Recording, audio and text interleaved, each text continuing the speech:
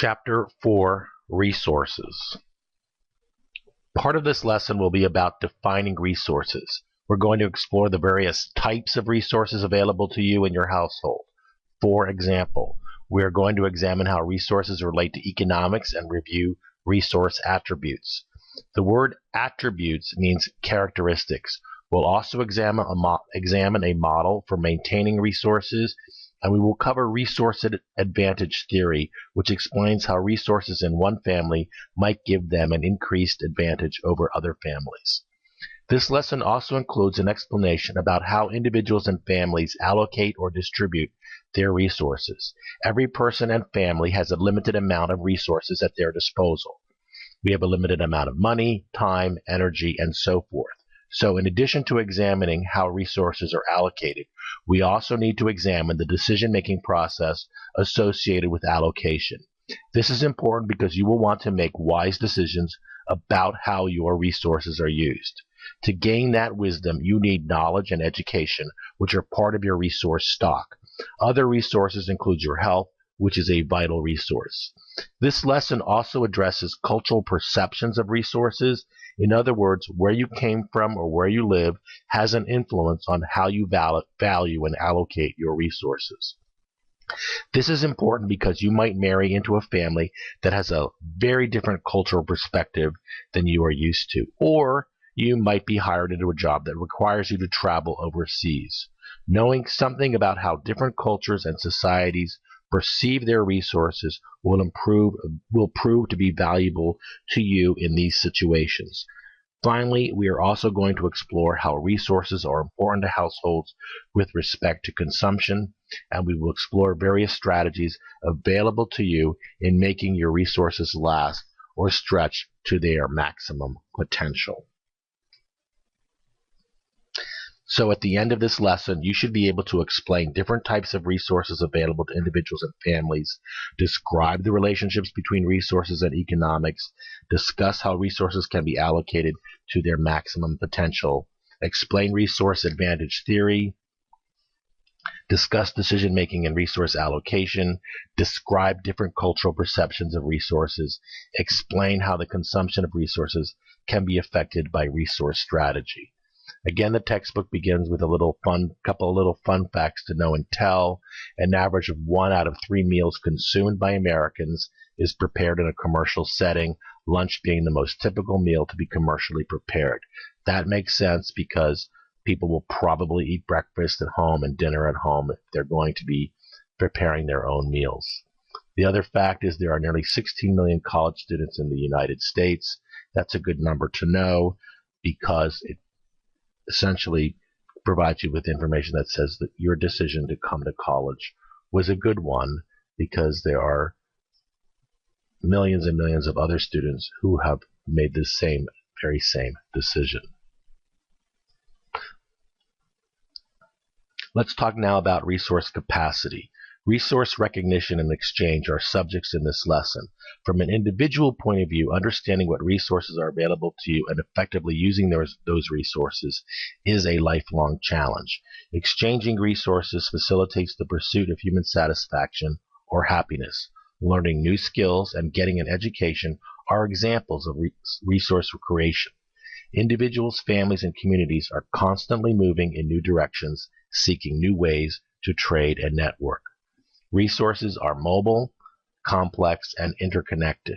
Examples are integrity, time, people, space, money, materials, objects, food, intelligence, and energy. With respect to integrity, a regular pattern of behavior is consistent with espoused values. In other words, you practice what you preach.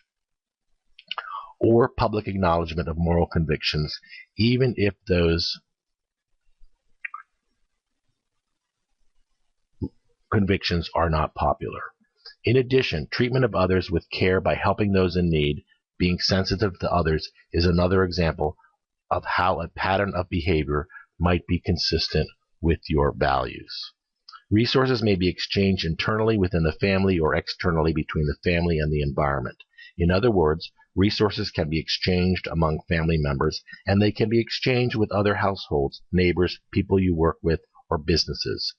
The household is an organized behavioral system. Individuals within the household are selecting internal or external exchange of resources. Individuals would suggest an internal exchange when they have the time, expertise, and resource capacity to indulge in the internal exchange. But when resources are lacking internally, they will search externally. For example, homeowners may decide to paint a bedroom themselves rather than to hire a painter. Another example is a couple about to be married who decides to have their reception at one of their parents' homes rather than at a hotel or at a ballroom. External exchange is usually required for auto repairs. Not always. Wise businesses will try to show or convince you that they can do the job better than yourself, however. The worth of internal exchange tends to be undervalued in our society. One of the goals of this lesson is to extol the virtues of building one's human capacity. Another example might be someone in the household who makes dresses, clothes, or scarves for other members of the family. Resources change over time. We no longer go down to the stream to wash our clothes. We may drop our clothes off at the laundry or dry cleaner and exchange money for the human energy used to clean our clothes. College students' resources have improved over time, due much to guaranteed student loans and society's change in values about education. The next series of slides sort of provides an example of how things have changed over the course of the last few decades with respect to internal exchange and internal resource capacity. So I'm going to ask you what is going to appear on this next slide, and I'm going to give you about 5 seconds to see if you can determine what it is.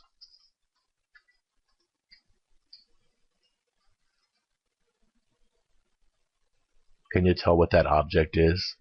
That object is a bumper on a Volkswagen Beetle. The example here is used because it provides you with an example of how, when I was a teenager, when I was in college, I was able to fix my own vehicles quite easily. Change the oil, replace a bumper, replace a fender on a vehicle.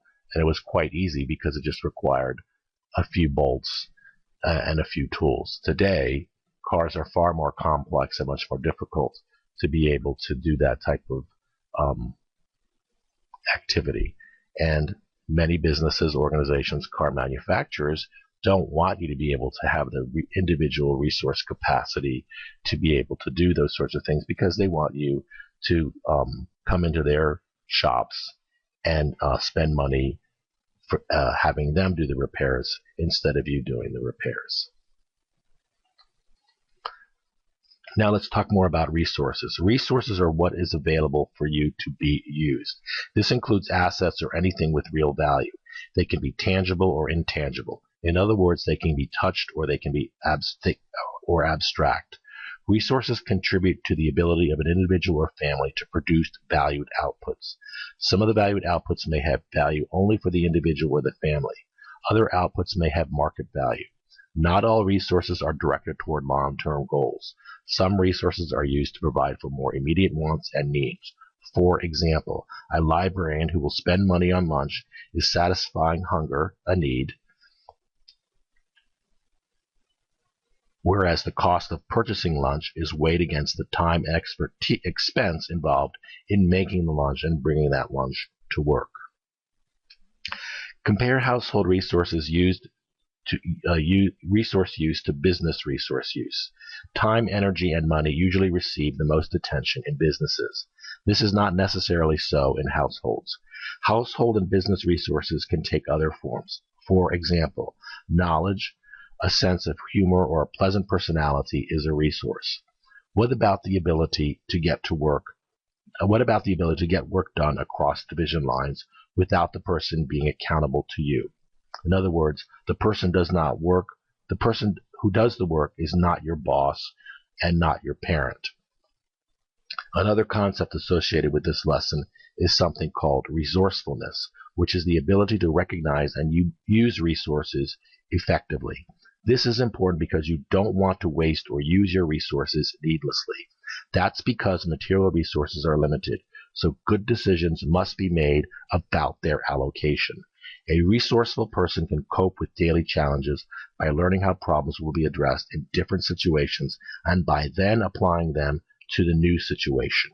For example, a teenager who knows what to do when the electricity fails in the home or when an earthquake strikes. The teenager learned early on that light comes from a candle on his or her birthday cake. Someone who learned how to splint an arm using 2 wood splints may use their resourcefulness to know that rolled-up magazines can substitute for those wood splints. Another example might include what to do if the photocopy machine breaks down. You might use the computer printer. The telephone's not working. They would ask themselves, what do I do now? That's what resourcefulness is all about. This next slide here gives you an example of a organizational chart for a large university. You can see that the president is the chancellor's at the top, followed by the president. On the left is the faculty senate. On the right is the assistant president's cabinet, and below are a whole variety of different departments, different colleges, facilities, etc. The reason I'm providing you with this information is because it's a organizational chart for a college, and I think it's important for you to know how colleges, universities are organized. The illustration here is that somebody on the left-hand side, somebody in, say, the College of Arts and Sciences, might need somebody from the physical plant and facilities planning to help them do something. Those people in the physical plant and facilities planning are not accountable to the dean or directors in the College of Arts and Sciences, yet they must get people to work across division lines to get them to do the job. That requires resourcefulness, it requires diplomacy, it involves getting somebody to do things across division lines when they are not accountable to you. Those are skills people acquire over the course of their lives, and it makes them good managers and able to get things done when things need to get done quickly.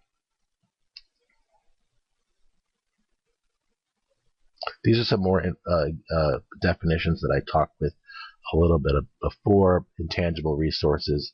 If something is intangible, cannot be touched. Tangible resources are real, capable of being touched. Human resources are the skills, talents, and abilities that people possess. These resources increase and become more valuable over time. More definitions. Human capital, the sum total of human resources. Material resources are things like fertile soil, petroleum, rivers. Resource stock, the sum of readily available resources that an individual possesses. This next series of slides, I am going to ask you to think about who it might be. It's a very famous person, and see if you can guess as we progress through these pictures who this person is. When you tell who this person is, a very famous person. One of the reasons I like this sequence of slides, pictures, is because this person is was a very famous man, and he's engaged in everyday activities here. Can you tell the fact that he's holding a towel as if he was a matador should give you a hint. This is the same man with his grandson at a bullfight. Here he is eating breakfast or a meal. That's where you probably should really recognize him. Here he is. It's Pablo Picasso. He is in his studio with Brigitte Bardot. It's a picture from 1956. You might recognize some of his other paintings, pictures here, which are pretty famous. The reason I'm bringing up Pablo Picasso is because there's a story that the textbook presents, which I think is really interesting, and that is that Pablo Picasso was in a French cafe having coffee, and an American tourist came up to Pablo Picasso and said, Mr. Picasso, would you please do me a favor and sketch my portrait for me, and I'll pay you fair value for the portrait. So Pablo Picasso said sure, picked up his sketch pad and sketched a picture of the tourist and handed it back to him and said that will be 5,000 francs, which was about $1,000 at the time. The tourist then looked at Pablo Picasso and said, 5,000 francs, that's a lot of money. It only took you a few minutes. And Pablo Picasso responded by saying, no, actually, it took me my entire lifetime. So the point is that all of the resources people acquire in their whole life is their entire sum of human capital. It took Pablo Picasso a long time for him to develop the skill, the talent, and the notoriety to be able to paint his paintings and create his drawings. If he had not been so famous, the tourists would have never come up to him in the first place to ask him to do his portrait. Good example from the textbook. Next series of pictures here also provide some of the same information about practice makes perfect. If you look at this slide here, this is a child's toy, to get him around the yard and the house. The child then graduates to a tricycle, then graduates to a bicycle with training wheels, graduates then to just a regular bicycle, then might be able to do some additional skills associated with that bicycle, developing their talents as they get older and as they acquire more skill. That lasts up until you're very, very old. Most people, when they learn to ride a bicycle, if they haven't ridden it in 4 or 5 years, they continue to be able to know how to ride a bicycle because it's something most people don't forget. Again, more talented types of activities associated with the bicycle. People become famous while riding their bicycles and winning races, and you can see there are thousands of people in this particular bicycle race here. It's obviously becomes very important to many people, just having that one skill from the time we were developed from a child. Here is a sort of another type of a contest, very different from the one on the left-hand side. Requires a different type of a skill, but the same sort of an activity. Here people do tricks and those sorts of things. So this is a lot of pictures basically to discuss about how practice makes perfect. Let's watch this next video where it's taken to the very, very next level. And after this video is over, I'll explain why it's relevant.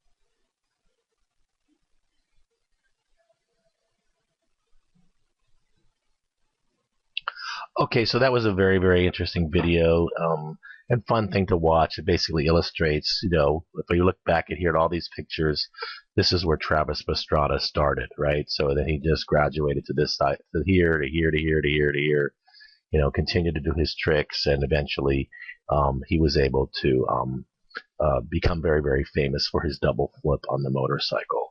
And so the point of that is that practice does make perfect, and that when somebody falls off the horse, you get back on right away. But the other point that I would like to make about showing you this video is that everybody in this class has a talent. It might be a talent in sports, social skills, writing,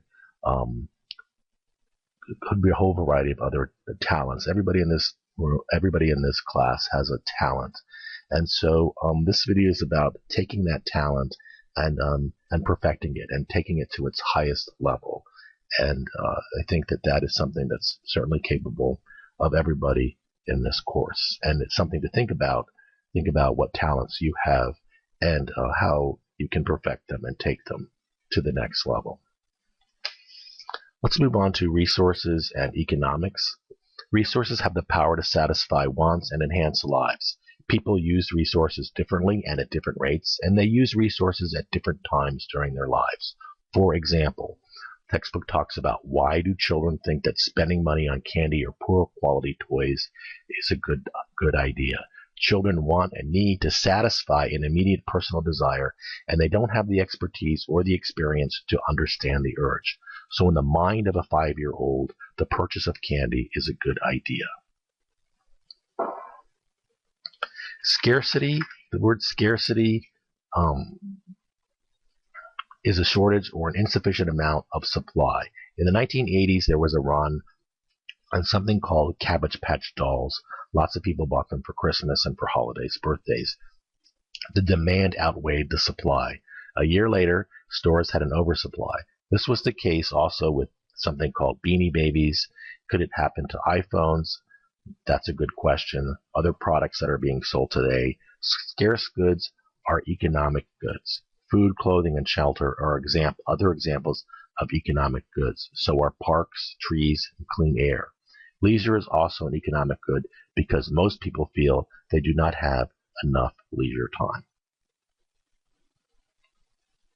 Household activities involve some trade-offs and time. This section of the lesson discusses how in each household decisions must be made about how to spend time. It includes the sacrifices that must be made accordingly. Who does what, for example? Who takes out the garbage on what days? Who drives the kids to school and who picks them up? Who cuts the grass?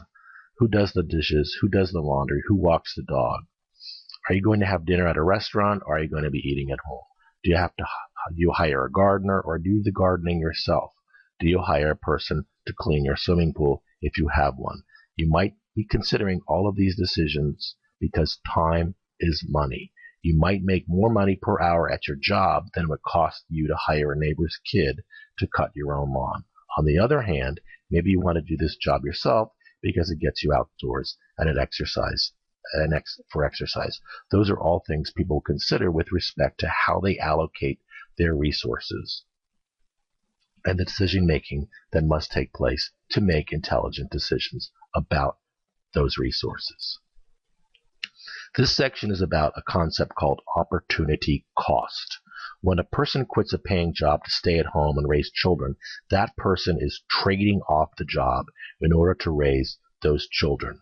And life is full of trade-offs. For example, choosing to buy one product over another product may involve a trade-off between quality and cost. Other examples include trading time with family versus trading time with friends. Trade-off requires sacrifice. Something must be given up to gain something else. There is no free lunch. Another example is trading off Sunday night movies to spend time with your parents. And the textbook asks, can you think of other trade-offs you might be making? Is the opportunity cost really that important? Can it influence a decision? What are the direct costs of you, for example, going to college? What are your out-of-pocket expenses? You have to pay tuition, fees, books, housing, transportation, supplies. What are the indirect costs of attending college? In other words, what could you have done if you were not in college? What is sacrificed? Opportunity cost doesn't have to have a price attached to it, just a value attached to it.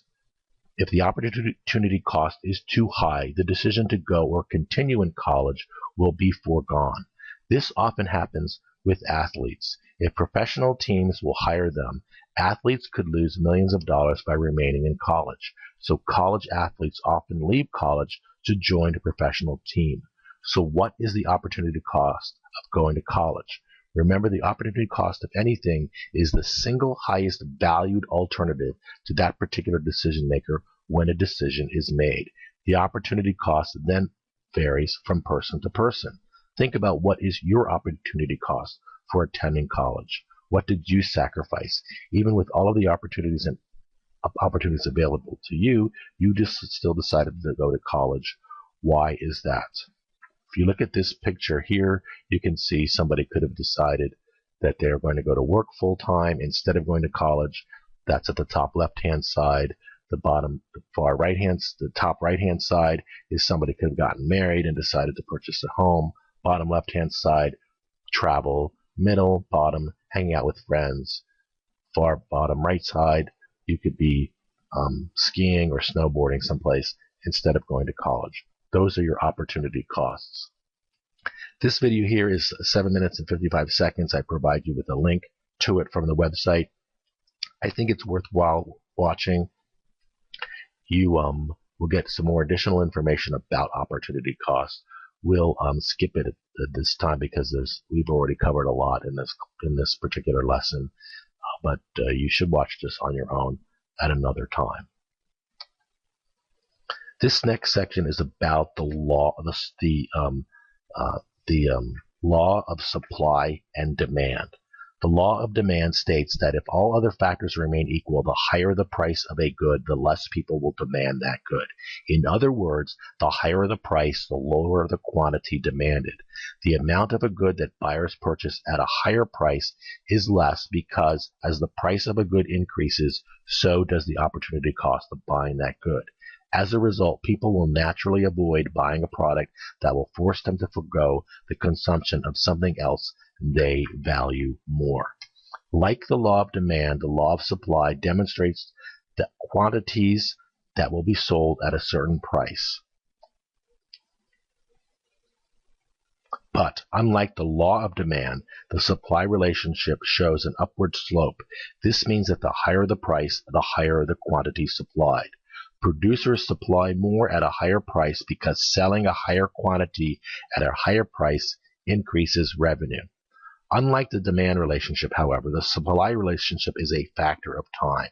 Time is important to supply because suppliers must, but cannot, always react quickly to a change in demand or price. So it is important to try and determine whether a price change that is caused by demand will be temporary or will it be permanent.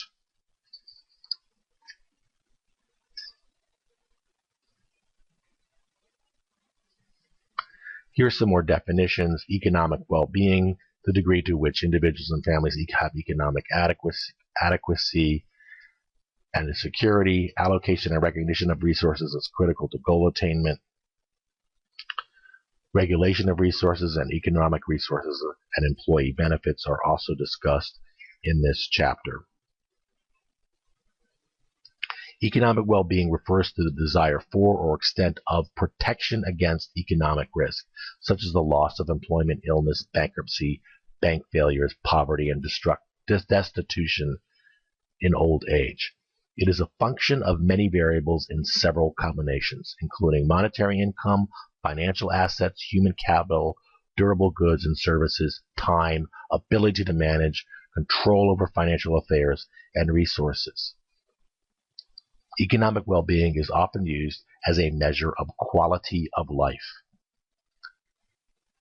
Resource allocation is devoting resources to the most important goals first, and this is not always practiced. An example would include a person who makes a decision to purchase football tickets when money is needed for a new refrigerator. On a grander scale, another example is a person who makes a decision to purchase a new car when a new car is not necessary, when money is needed for the mortgage on the house. Resource recognition is the realization of the skills, talents, and materials in one's possession.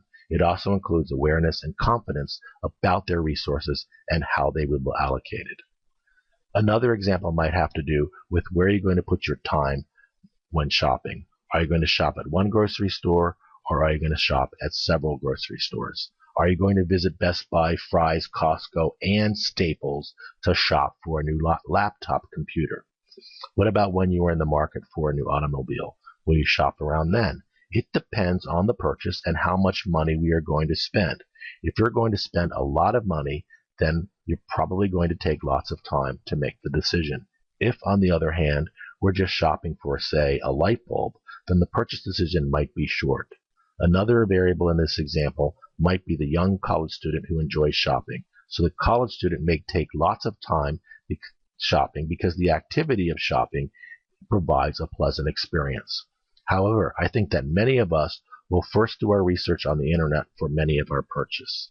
An interesting phenomenon is that some customers will do their shopping at, say, Best Buy for a laptop, and then, having obtained all of the information they need, will then purchase that laptop on the internet. Retailers like Best Buy have addressed the difficulty of just price matching the item for the consumer so that the consumer is more likely to then purchase the item because he or she can take it home with them immediately. Another thing to talk about is public resources. Those are resources you have access through taxpayer dollars. Examples include county-owned swimming pools, national and state parks, and city parking structures. In 1776, Adam Smith published an inquiry into the nature and causes of the wealth of nations, which advanced the theory of capitalism. He argued that with economic freedom, individuals will follow their own self-interest to fulfill the needs of themselves and their families, thereby benefiting the society as a whole. Smith used the term laissez-faire to suggest that government should leave business alone. According to him, the invisible hand of competition would guide the marketplace. So what do you think about Adam Smith's ideas of capitalism when it comes to public resources? Resources also include household equipment, cars, savings, property, and investments.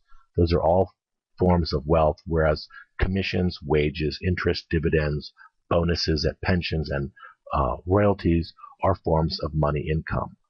Wealth is a measure of what has been accumulated, whereas income is money earned or given to the recipient. These resources might include child support, alimony, government payments, such as welfare payments. We're going to end part 1 of this chapter here. We'll continue with part 2 in the next series.